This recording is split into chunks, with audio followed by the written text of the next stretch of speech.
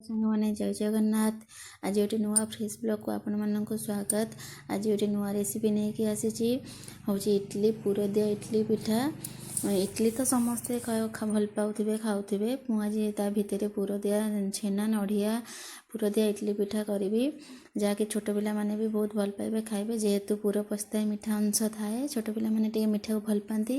ଛୋଟ ପିଲାମାନେ ବି ଖାଇପାରିବେ, ସମସ୍ତେ ପ୍ରାୟ ଭଲ ପାଇବେ ଖାଇବେ। ପୁର ଦିଆ ଇଟଲି ବହୁତ ସ୍ପଞ୍ଜି ନରମ ହେବ, ସ୍ୱାସ୍ଥ୍ୟ ପାଇଁ ବି ବହୁତ ଭଲ। ସୁଜି ଯେହେତୁ ଦେଖନ୍ତୁ, ମୁଁ ଆଜି ପ୍ରଥମେ ଏଠି ବିରି ଗ୍ରାଇଣ୍ଡିଙ୍ଗ କରି ରଖିଦେଇଥିଲି। ବିରି ତା ଦହି କିଛି ପକାଇକି ଫେଣ୍ଟି ଦେଉଛି ତାକୁ ଭଲସେ। ତାପରେ ମୁଁ ଏଠି ସୁଜି କିଛି କିଛି ପକାଇକି ଭଲସେ ଫେଣ୍ଟିବି। ଆପଣ ଯେତେ ଭଲସେ ଫେଣ୍ଟିବେ ସେତେ ନରମ ହେବ, ସେତେ ସ୍ମୁଥ୍ ମାନେ ଲାଗିବ, ଭଲ ଲାଗିବ। ଦେଖନ୍ତୁ, ମୁଁ ଏଠି ହାଲକା ହାଲକା ମାନେ ଅଳ୍ପ ଅଳ୍ପ ପକାଇକି ବିରି ଛିଞ୍ଚିକି ତାକୁ ଭଲସେ ଫେଣ୍ଟିକି ଭଲସେ ଗୋଳେଇ ଦେଉଛି। ଦେଖନ୍ତୁ, ଇଟଲିଟା ଆମର ସହଜ ଏବଂ ଶୀଘ୍ର ହେଇଯାଏ। ଘରକୁ ବି ଗେଷ୍ଟ ଆସିଲେ ଆପଣ ବି ସାଙ୍ଗେ ସାଙ୍ଗେ କରିକି ତାଙ୍କୁ ଦେଇ ବି ପାରିବେ ଖାଇବା ପାଇଁ, ଏବଂ ସେମାନଙ୍କୁ ବି ଭଲ ଲାଗିବ। ଆପଣ ବି ସହଜରେ ଏବଂ ଶୀଘ୍ର କରିପାରିବେ। ଦେଖନ୍ତୁ, ଏମିତି ସବୁତକ ଏମିତି ମୁଁ ଏଠି ନେଇଛି 300 ସାଢ଼େ 300 ଗ୍ରାମର ବିରି ନେଇଛି, ଆଉ ସୁଜି ନେଇଛି ସେଇ 400 ଗ୍ରାମର ସୁଜି ନେଇଛି, ଆଉ ଦହି 100 ଗ୍ରାମର ନେଇଛି। ତାକୁ ସବୁ ଭଲ ଭାବରେ ଫେଣ୍ଟି ଦେବି। ଦେଖନ୍ତୁ, ଘରେ ତ ଆପଣ ସବୁବେଳେ କରୁଥିବେ, ଏ ଉପରେ କରନ୍ତୁ, ଦେଖିବେ ନିଶ୍ଚୟ ଭଲ ଲାଗିବ। ମୋତେ କମେଣ୍ଟ କରିକି ଜଣାଇବେ କେମିତି ଲାଗିଲା। ଦେଖନ୍ତୁ, ଟିକେ ବିରିକି ଭଲସେ ଫେଣ୍ଟି ଦେଲେ, ଯେତେ ଆପଣ ଫେଣ୍ଟିବେ ସେତେ ନରମ ଲାଗିବ, ଖାଇବା ପାଇଁ ବି ବହୁତ ଟେଷ୍ଟ ଲାଗିବ। ଭଲସେ ଫେଣ୍ଟି ଦେଲେ, ଲୁଣ ପକାଇଦେଲି। ତାପରେ ଏବେ ଏଠି ଇଟିଲି ଛାଞ୍ଚରେ ଗୋଟେ କଂସା ମୁଁ ପାଣି ନେଇଯାଉଛି ବସାଇବା ପାଇଁ। ପାଣି ଭଲସେ ତାତିଲା ପରେ ଏଠି ଦେଖନ୍ତୁ ଆଣ ପୁରା କେତେ ସଫ୍ଟ ହେଇଛି। ତାକୁ କଲାବେଳେ ବି ଯେତେବେଳେ ଆମର କରିବେ, ତିଆରି କରିବେ, ସେତେବେଳେ ଭଲସେ ଫେଣ୍ଟି ଦେବେ। ଆଉ ଟିକେ ଏଠି ମୁଁ କଞ୍ଚା ନେଇଛି ଛେନା ଆଉ ନଡ଼ିଆର ପୁର ନେଇଛି। ମୁଁ ଆକୁ ଭାଜିନି ପୁରକୁ, ଆପଣ ଚାହିଁଲେ ଭାଜି ବି ପାରିବେ। ମୁଁ ଏଠି ଚିନି ନେଇଛି ମିଠା ହିସାବରେ, ଆପଣମାନେ ଚାହିଁଲେ ଗୁଡ଼ ବି ନେଇପାରିବେ। ଏବେ ଚିନି ତ ପ୍ରାୟ ପସନ୍ଦ କରୁନାହାନ୍ତି, ଖାଉନାହାନ୍ତି। ଗୁଡ଼ ବି ଆପଣ ଚାହିଁଲେ ତା ଦେହରେ ପକାଇ ପାରିବେ। ମୁଁ ଏଠି ଚିନି ନେଇଛି। ଦେଖନ୍ତୁ, ମୁଁ ଏଠି ଇଟିଲି ଛାଞ୍ଚରେ ଦେଇ ଦେଉଛି। ପ୍ରଥମେ ଆଗେ ଅଳ୍ପ ଅଳ୍ପ ସେ ଯେଉଁ ବିରି ଆଉ ସୁଜିର ଆଣକୁ ଦେଇ ଦେଉଛି। ତାପରେ ମଝିରେ ମୁଁ ଏଠି ପୁର ଦେଇ ଦେଉଛି। ଛେନା ନଡ଼ିଆ ପୁର ଯେଉଁ ରଖିଥିଲି ଗୋଳେଇକି, ତାକୁ ଦେଇ ଦେଉଛି। ଦେଖନ୍ତୁ, ସବୁଥିରେ ମୁଁ ଏଠି ଆଣ ଟିକେ ଟିକେ ଦେଇ ସାରିଲା ପରେ ସବୁଥିରେ ପୁର ଦେଇଦେଲି। ପୁର ଦେଇ ସାରିଲା ପରେ ମୁଁ ଫେରେ ତା ଉପରେ ଆଉ କିଛି କିଛି ଆଣ ଏବେ ଦେଇଦେବି। ଦେଖନ୍ତୁ, ପୁର ଦେଇ ସାରିଲିଣି।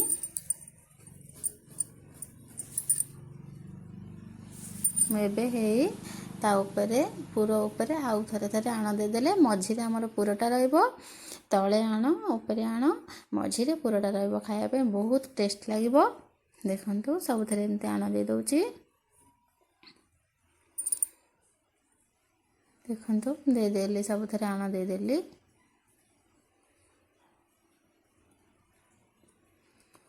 ଏମିତି କରିକି ଇଟିଲି ଛାଞ୍ଚରେ ତିନିଟା ଷ୍ଟେପ୍ ଥାଏ ନା, ଗୋଟେ ଉପରେ ଗୋଟେ ଏମିତି ସବୁ। ଆଉ ଗୋଟେ ଷ୍ଟେପ୍ରେ ବି ମୁଁ ଦେଇଦେଲି।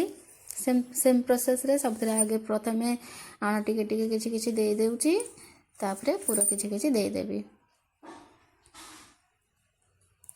ଦେଖନ୍ତୁ, ସେମ୍ ପ୍ରୋସେସ୍ରେ ଦେଇଦେବେ। ଆପଣ ଚାହିଁଲେ ବି ଆଉ ଉପରେ ବି ପୁର ଆଣ ନ ଦେଇପାରିବେ, ଖାଲି ପ୍ରଥମେ ଆଣ ଦେଇକି ତାପରେ ପୁର ଦେଇଦେବେ। ତାପରେ ଆଉ ଆଣ ବି ନ ଦେଇପାରିବେ, ଆପଣଙ୍କ ଇଚ୍ଛା, ଯେମିତି ଚାହିଁବେ ସେମିତି କରିପାରିବେ। ଦେଖନ୍ତୁ, ବହୁତ ଭଲ ଲାଗିବ ଖାଇବା ପାଇଁ। ଛୋଟ ପିଲାମାନେ ବି ଆରାମସେ ଭଲସେ ଖାଇବେ। ଦେଖନ୍ତୁ, ସବୁତକ ପୁର ଦେଇଦେଲି। ତାପରେ ଏବେ ମୁଁ ଫେରେ ଆଣ ଦେଇଦେବି।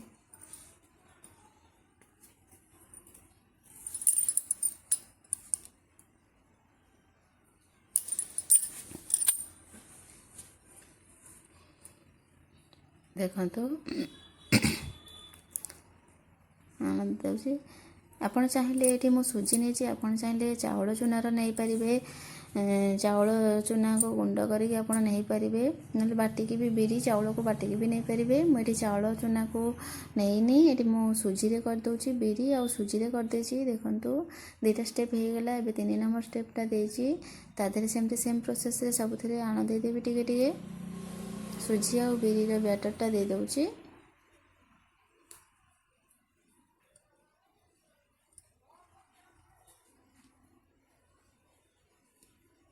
तापरे एठी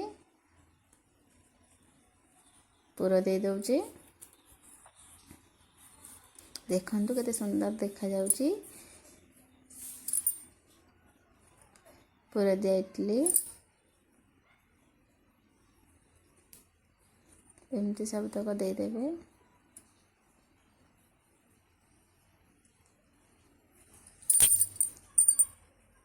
देखो मु सब पूरा एबे दे देली तापरे एबे आण दे देबी तापरे किछि किछि आण दे देबी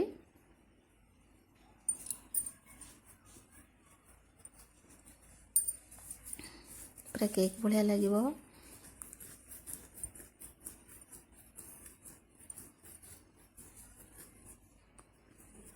देखंतु सब दे देली आण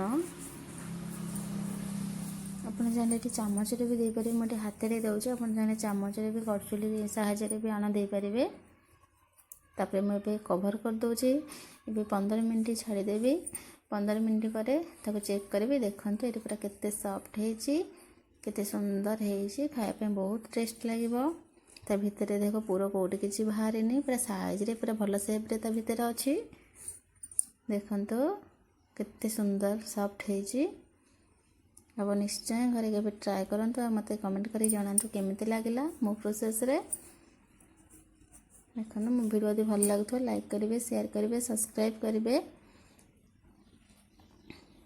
रहली संग माने नमस्कार जय जगन्नाथ।